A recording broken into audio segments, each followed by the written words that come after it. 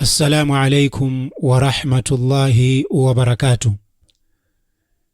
إن الحمد لله نحمده ونستعينه ونستغفره ونتوب إليه، وأشهد أن لا إله إلا الله وحده لا شريك له، وأشهد أن محمدا عبده ورسوله صلى الله عليه وعلى آله وأصحابه والتابعين ومن تبعهم بإحسان إلى يوم الدين وبعد. Takulandirani kuno ku free online madrasa. Awa ni madrasa anu amene timakhala tikufotokoza chipembedzo cha Allah malingana ndi Quran komanso ndemanga zake zochokera kwa mtumiki wa Allah sallallahu alayhi wa alihi wasallam, komanso zimene maswahaba radiyallahu anhum adafotokoza, adachita, komanso adatsindika kuti zikuchokera kwa mtumiki wa Allah sallallahu alayhi wa alihi wasallam, komanso njira ya matabi'in wa taba'a tabi'in. Ino ndi episode number 5 imene tikufuna tifotokozepo za naqidhu ya chinayi. Naqidhu imeneyi ikutambasula kunena kuti man i'taqad, aliyense amene angakhale ndi chikhulupiriro kuti anna ghaira hadi nabii sallallahu alayhi wa alihi wasallam akmal min hadihi, kuti palinso chiwongoko china chimene sichili chochokera kwa mtumiki sallallahu alayhi wa alihi wasallam chomwe chili chokwanira kuposa chiwongoko chake cha mtumiki. Ndiye gawo loyamba likukamba za munthu kukhulupirira kuti pali guidance ina yosakhala ya mtumiki imene ili yokwanira, au kapena anna hukma ghairihi, kutinso pali malangizo ena oposa antumikiwa ahsan min hukmihi, omwe ali abwino. Munthu kukhulupirira kuti palinso malangizo ena, ma instructions amene ali ahsan, opambana kwambiri, min hukmi nabii sallallahu alayhi wa alihi wasallam, kuposa ma instructions amene adatipatsa mtumiki wa Allah sallallahu alayhi wa alihi wasallam. Munthu ameneyo ndi kafir.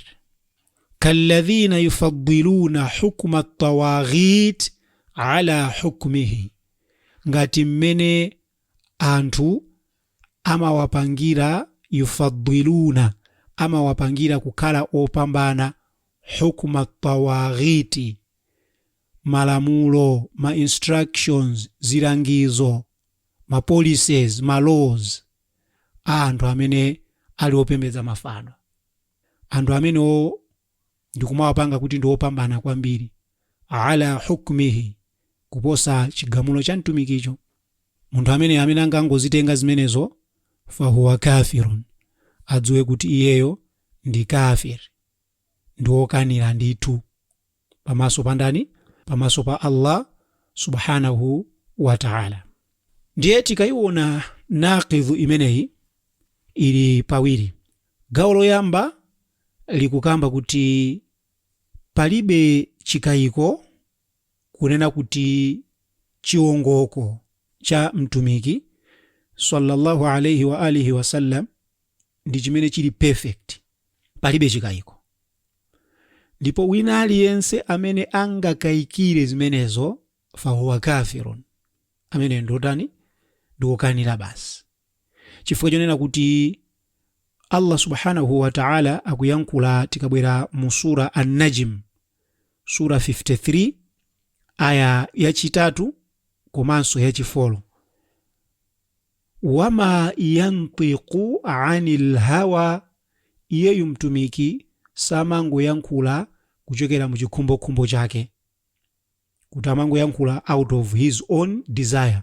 No, in huwa illa wahyun yuha, koma kuti zimene iyeyo amayankhulazo, zimene iyeyo amachita, zimene iyeyo amaletsa, zimene iyeyo amakhulupirira, zimene iyeyo adaloleza, chidali chivumbulutso chochokera kwa Allah subhanahu wa ta'ala. Ndiye yemwe angakayikire zonse zimene mtumiki sunna yake kuyikayikira, munthu ameneyo ndi kafiri. Gawo lachiwiri likukamba kuti yemwe angagamule kupanga jaji kuwagamula anthu pa malamulo omwe ali osachokera kwa Allah subhanahu wa ta'ala, amene sanabwere kuchokera mu Qur'an, amene mtumiki wake sallallahu alayhi wa alihi wasallama sanawapangire jaji, munthu ameneyoyo ndi kafiri.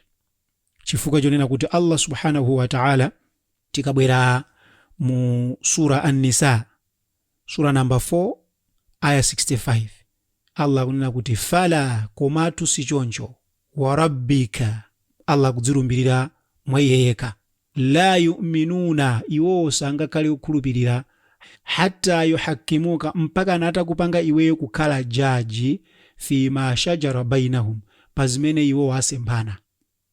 Thumma, ndiponso akatero iwo asakhalenso mitima mwawomo ndi ka resistance mimma qadhaita, pazimene iweyo wawagamula. Wa yusallimu taslima, ndipo iwo akhale ogonjera kugonjera kweni pachani, pazimene iweyo wapatsa. Allah subhanahu wa ta'ala akuti la yu'minuna, sangakhale okhulupirira, kusonyeza kuti anthu amene samamutenga mtumiki sallallahu alayhi wa alihi wasallama kukhala jaji, ndiye kuti anthu amenewo si anthu okhulupirira, umukufaru, ndi anthu okanira amenewo.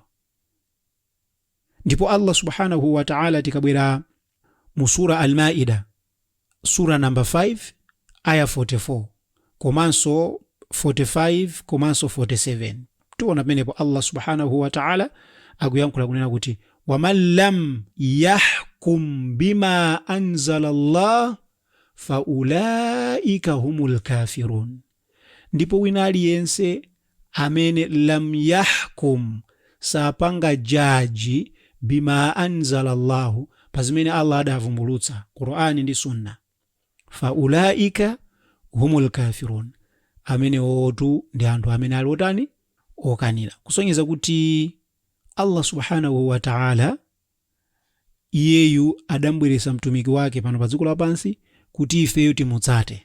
Zimakhala zomvetsa chisoni kwambiri pa nthawi yomwe anthu apatsidwa aya ya Allah subhanahu wa ta'ala, komanso apatsidwa hadithi ya mtumiki sallallahu alayhi wa alihi wasallam, iwo zimenezo ndikuzisiya ndikutenga maganizo awo.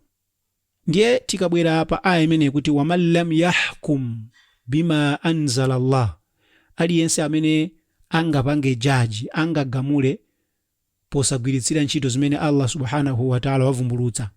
Zimenezi zinagawidwa pawiri, kapena kuti zili muzigawo ziwiri. Gawo loyamba ndilonena kuti anthu kufuna tsopano kupanga replace malamulo a Allah subhanahu wa ta'ala ndi malamulo amene anthu anapanga. Mwachitsanzo, malamulo a Allah ndi awo, inuyo ndiye ndikutenga malamulo a anthu ndikumayika patsogolo, a Allah ndikuayika kumbuyo. Mwana tayi zimenezo tisachite yayi. Ayi sharia ye imene yoyo yayi kunoku ayi. Kuno kuti zipanga izi fa sharia yo ndiyo khwima kwa basi ndi tipange izi. Izizizi popanda chikayiko china chilichonse imene ndi kufuru. Chifukwa chonena kuti chani, waman lam yahkum bima anzala Allah fa ulaika hum al-kafirun, anthu amene sagamula pogwirisira ntchito zimene Allah subhanahu wa ta'ala watumiza, anthu amene oni makufaru. Kusonyeza kuti munthu sangakhale patsogolo kupereka malamulo, then malamulo inu ndikuatenga ndikusiya malamulo a Allah subhanahu wa ta'ala. Endi malamulo so amene mukuwatsatira wonso ndosemphananso ndi chani, ndi zimene Allah subhanahu wa ta'ala panga legislate mu Qur'ani mwake komanso mu Sunna. Gawo lachiwiri ndiye kuti pazimene Allah subhanahu wa ta'ala wazivumbulutsa, inuyo ndikuzisunga zimenezo kungozika mu Qur'ani muja basi, kungotsekera ko ndikumakhulupirira ta'ala anatumiza malamulo, inu ndikungozisunga mu Qur'ani kapena Sunna ntumika kutere inu zimenezo ndikungoti aye tamva, then inuyo zimenezo samazigwirisira ntchito, ndikumatengano ma legislation, ndikumatenga ma policies, ndikumatenga ma rules amene ma rulers, ma presidents, ma kings etc akukutanini, akukupatsani. Ndipo iwo aja akakupatsani chigamulocho akupanga judge based on man-made laws. Ndiye gawo ili lachiwiri latulutsanso ma situation okwanira atatu.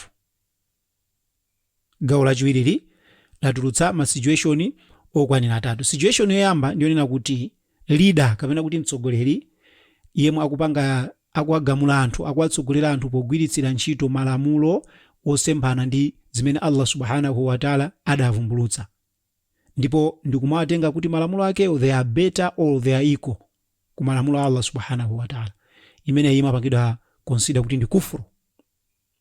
Kapena mtsogoleri yemwe akupanga judge kapena akugamula anthu pogwiritsira ntchito malamulo opangidwa ndi anthu ndi cholinga choti awapange hamu anthu kapena kuti apange hamu yemwe akumulamulayo. Pamenepa rulayo in this case timutenga kuti si kafiri, koma timutenga kuti ndi adhalim, wopondereza. Chifukwa chanena kuti chani, akukhulupirirabe malamulo a Allah subhanahu wa ta'ala, koma mu nthawi yomwe afuna kupanga punish munthu uyu akugwiritsira ntchito ma man-made laws. Apaso pamatha kubwera issue yokhudza mkazi ndi mamuna. Pamene anthu amakwatirana anagwiritsira ntchito sharia ya Allah subhanahu wa ta'ala, komano mu nthawi yomwe akusiyana, mwachitsanzo mkazi akufuna kupanga issue khula kwa mamuna kapena kuti akupempha kuti banja lite, iye uja sagwiritsira ntchito malamulo a Allah subhanahu wa ta'ala, amapezeka zoti akupita ku khoti imene kuli ma man-made laws kumene kuja ndukanena kuti ndifuna banja lite. Why? Because she wants to take katundu kwa mamuna. Nde amakapereka kumene kujako judgment anthu aja posagwiritsira ntchito malamulo a Allah subhanahu wa ta'ala. Yes, she believes kuti Allah analamula, koma she doesn't want kuti agwiritsire ntchito malamulo a Allah because sampanga favor yeyo mkaziyo. Nde amapita dala kuma man-made laws kuja kumene kujako ndi amatani amakapereka chigamulo chimene chili chotani chosemphana ndi malamulo a Allah subhanahu wa ta'ala. Mzimayi ameneyu sitimutenga kuti ndi kafiri, koma ndi dhalim. Koma ngati mkaziyo atasiye dala nkunena kuti za Allah zisindi kuzifuna, ine ndipitabe ku khoti yoyo chifukwa kumene kwako ndikumene kuli zabwino, kumene angakatipange jaji bwino, pamenepo timutengano mkaziyo kuti ndi kafiri. Chifukwa chani? Akuwapanga believe kuti zimene akampatsa ukoko they are equal to malamulo Allah kapena more than equal better kumene, pamenepo mkazi amene akhala okanira. Kapena number 3 situation yachitatu, mtsogoleri akupanga avoid judging pogwiritsira ntchito zimene Allah subhanahu wa ta'ala wazipanga review mu Qur'ani, ndi cholinga chofuna kuti asangalatse zilakolako zake kapena apange benefit.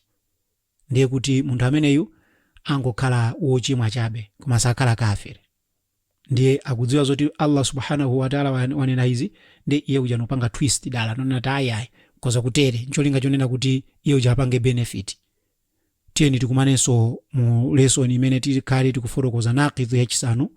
Wassalamu alaikum wa rahmatullahi wa barakatuh.